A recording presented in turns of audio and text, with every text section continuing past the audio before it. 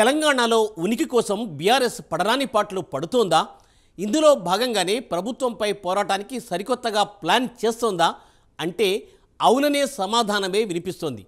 ఇప్పటిదాకా కేడర్ అంతా ఒకే సమస్యపై పోరాటం చేయడం వర్కౌట్ కావటం లేదని కొత్త స్కెచ్ గీస్తోంది బీఆర్ఎస్. ఇక నుండి ఏ వింగ్కి ఆ వింగ్ విడివిడిగా పోరాటం చేయాలని నిర్ణయించారు. ఇందుకోసం కొత్తగా ఫ్యాక్ట్ చెక్ అండ్ రీసెర్చ్ కమిటీలను ఏర్పాటు చేయాలని డిసైడ్ అయింది బీఆర్ఎస్. ఈ కమిటీలలో సీనియర్లతో పాటు నిపుణులకు కూడా ఛాన్స్ ఇవ్వనుంది. మరి ఈ కొత్త కమిటీలైనా గులాబీ పార్టీకి మైలేజ్ని తీసుకొస్తాయా?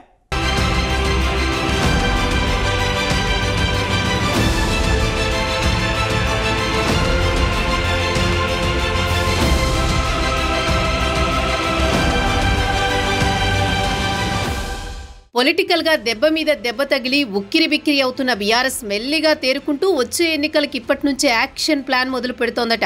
10 ఏళ్ల పాలనా కాలంలో జనానికి దూరమయ్యామా అన్న ఆత్మ పరిశీలన పార్టీ పెద్దల్లో మొదలైందని అంటున్నారు. పోగొట్టుకున్న చోటే వెదుక్కోవాలనుకుంటూ ఇక దూకుడుగా జనంలోకి వెళ్లే ప్రయత్నాల్లో ఉన్నట్టు టాక్ వినిపిస్తోంది. ప్రభుత్వంపై పోరాటం చేయాలంటే ముందు ప్రజల సమస్యలపై అవగాహన ఉండాలి కాబట్టి అటువైపు దృష్టి సారిస్తోందట గులాబీ పార్టీ అధిష్టానం. ప్రజా సమస్యలపై ఆల్రెడీ అవగాహన ఉన్నా ఇప్పటి పరిస్థితులకు అనుగుణంగా ఏం చేయాలో నిర్దేశించుకుని పోరాట మార్గాన్ని ఎంచుకోవాలనుకుంటున్నట్టు తెలిసింది. ఏదో గుడ్డెద్దు చేలో పడ్డట్టు పార్టీ మొత్తం ఒకే సమస్య వెంటపడడం కాకుండా ఏ వింగ్కు ఆ వింగ్ విడివిడిగా పోరాటాలు చేస్తూ ప్రభుత్వాన్ని ఇరుకున పెట్టాలన్న ప్రణాళికలు రూపొందుతున్నట్టు చెప్పుకుంటున్నాయి గులాబీ వర్గాలు. అందుకోసం నిజ నిర్ధారణ కమిటీలు, అధ్యయన కమిటీల పేరుతో కొత్త విభాగాలను సైతం ఏర్పాటు చేయబోతోందట గులాబీ పార్టీ. పార్టీకి చెందిన సీనియర్స్, ఆయా సమస్యలపై పూర్తి అవగాహన ఉన్నవాళ్లకు ఈ కమిటీల్లో చోటు ఇవ్వనున్నట్టు ప్రచారం జరుగుతోంది.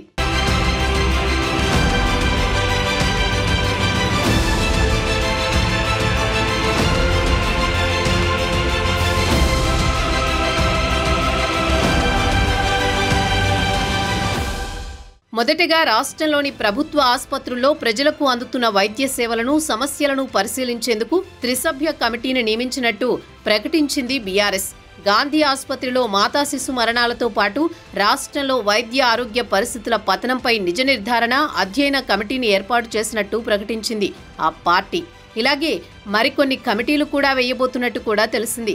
బీసీల సమస్యలపై అధ్యయనం కోసం బీసీ నేతలతో ఒక కమిటీ, రైతు సమస్యల విషయంలో పార్టీ రైతు నాయకులతో మరో కమిటీ, మహిళలు, నిరుద్యోగులు, విద్యార్థులు ఇలా రకరకాల సమస్యలపై ఆయా విభాగాల సీనియర్స్, అవగాహన ఉన్నవారితో కమిటీలు ఫామ్ చేయాలని భావిస్తోందట గులాబీ అధిష్టానం.